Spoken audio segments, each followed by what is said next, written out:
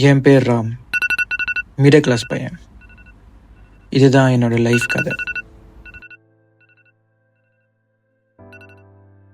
ஒவ்வொரு காலையில் எழுந்திரிக்கும் போது முகத்தில் சந்தோஷம் இருக்காது.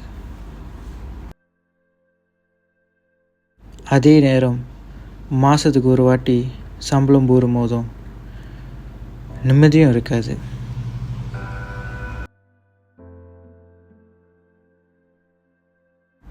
எப்போதுமே என் மூஞ்சி பார்த்து கேட்குற ஒரே கேள்வி என்னன்னா, இந்த பிரச்சனைலாம் எப்போ முடியும்? நம்ம மாதிரி மிடில் கிளாஸ் பையனுக்கு தான் இந்தமாரி நடக்குதா, இல்லை எல்லாத்துக்கும் தான் இப்படி நடக்குதான்னு ஒரே டவுட்டாக இருக்கும்.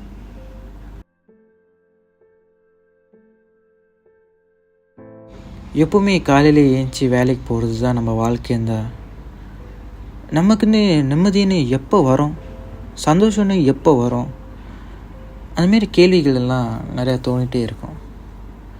அதுக்கு பதில் ஒரு நாள் நான் காத்திருப்பேன். நான் வேலை செய்கிறது, வாழ்கிறது காரணம் எல்லாம் ஒன்று தான், என் அம்மாக்காக தான். அவங்கள நான் சந்தோஷமாக வாழ வைக்கணும், இருக்கிற வரைக்கும் நல்லா பார்த்துக்கணும்.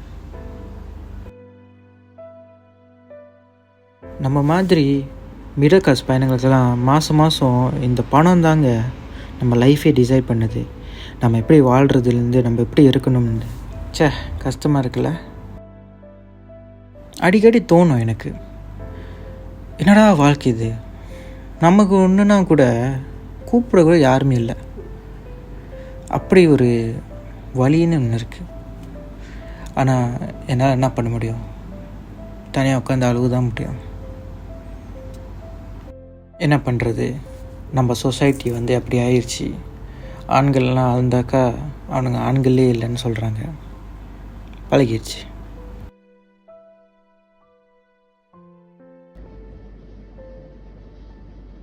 என்னோடய அம்மா என்கிட்ட ஒன்றும் கேட்டதில்லை. ஆனால் ஒரு மகனை என்னால் ஒரு செயின் கூட வாங்கி தர முடியல. அந்த கில்ட்டினாலே அந்த வலி வரும் பாருங்களேன். ஆனால் எனக்கு ஒரு சின்ன நம்பிக்கை இருக்குது, என்னால் ஒரு நாள் வாங்கி தருவேன்னு. அவங்க இருக்கிறனால தாங்க நான் இன்னும் இப்போ வாழ்ந்துக்கிட்டு இருக்கேன், இன்னும் ஸ்ட்ராங்காக இருக்கேன். அந்த ஒரு காரணக்காக தான். நம்மளால் முடிஞ்சது, நம்மளால் என்ன பண்ண முடியுமோ ஒரு பையனாக செஞ்சு காட்டுவேன்.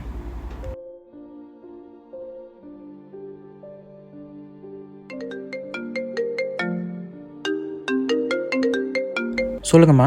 ஹாய் ஐயா, சாப்பிட்டியா? சாப்பிட்டுமா, நீங்கள் சாப்பிட்டீங்களா? நான் சாப்பிட்டேன்யா. என்ன பண்ணிட்டு இருக்கீங்க? இதோ வேலை தான்மா. ஓ, ஆமாம்மா. இப்போ வேலை செஞ்சிட்டு இருக்கியா? சரி, பார்த்து. சரிம்மா, நான் அப்புறம் கூப்பிட்றேன்.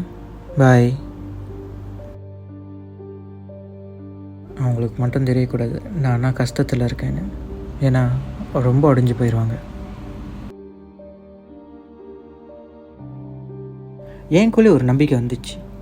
அதுலேருந்து நான் முடிவு பண்ணிட்டேன், டெய்லி நம்ம காசு சேர்த்து வைக்கிறோம், அம்மாவுக்கு பிடிச்ச சங்கிலி வாங்கி கொடுக்குறோன்னு. மலாயில் சிக்கே இல்லாமல் ஜடி புக்கின்னு சொல்லுவாங்களே, அந்த நம்பிக்கை தான். 6 மாதத்துக்கு அப்புறம்